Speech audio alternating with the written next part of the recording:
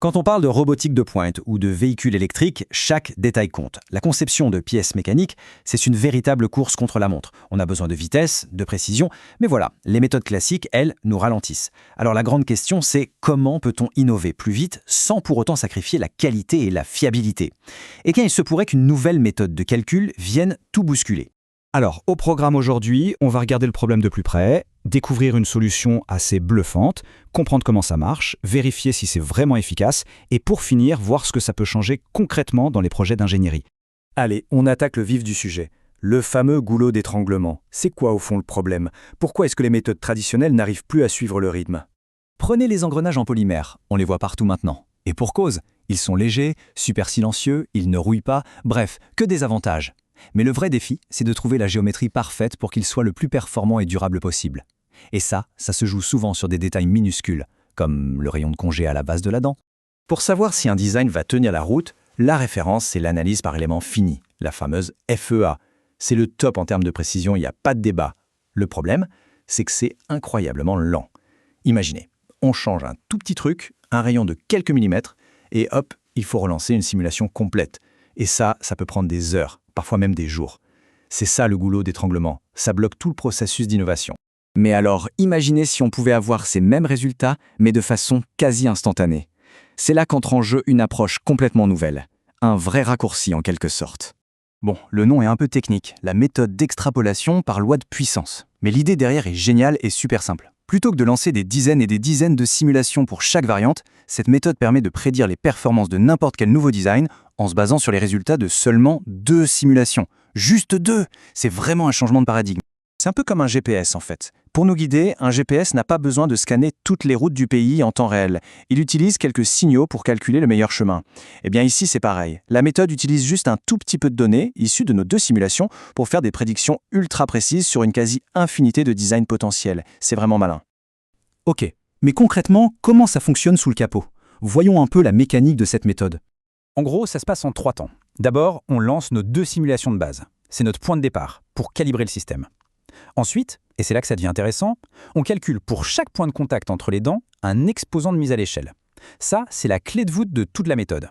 Et une fois qu'on a cet exposant, on peut extrapoler la rigidité de n'importe quel nouveau design, sans jamais avoir à lancer une nouvelle simulation. Cet exposant qu'on appelle NP, c'est vraiment le cerveau de l'opération. Ce qui est crucial de comprendre, c'est que ce n'est pas un chiffre fixe. Non, il change constamment en fonction de l'endroit exact où les dents se touchent.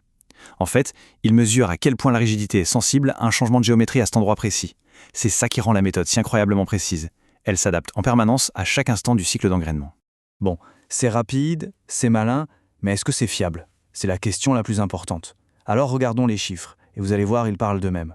Accrochez-vous bien, l'erreur de prédiction, comparée à une simulation par élément fini complète, est de moins de 1%. On a donc un résultat quasi identique, mais obtenu en une fraction infime du temps. La précision est juste remarquable. Ce graphique le montre parfaitement.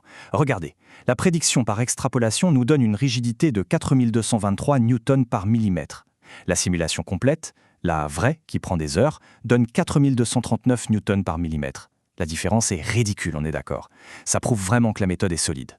Et en parlant de temps, le gain est juste hallucinant. On parle d'une réduction du temps de calcul qui peut aller jusqu'à 99,8%. Concrètement, ça veut dire qu'une tâche qui prenait des jours de calcul peut maintenant être faite en quelques minutes.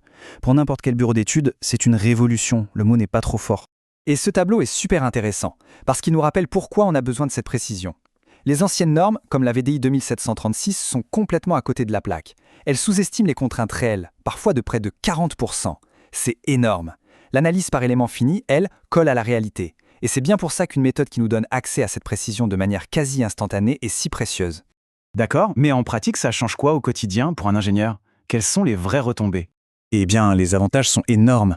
Pensez-y, ça veut dire qu'on peut tester des dizaines d'idées dans la même journée. Fini d'attendre. Ça va aussi dire une grosse baisse des coûts de calcul. Et le plus important au final, c'est que ça accélère tout le cycle de développement. On peut sortir des produits innovants beaucoup plus vite sur le marché. On passe d'un processus lent et lourd à quelque chose de vraiment agile. Tenez, un exemple tout bête tiré de l'étude. En testant rapidement plusieurs rayons, il a été facile de voir qu'en passant de 0,76 à 1,0 mm, on réduit la contrainte maximale de presque 12%. C'est un gain de durabilité énorme pour la pièce.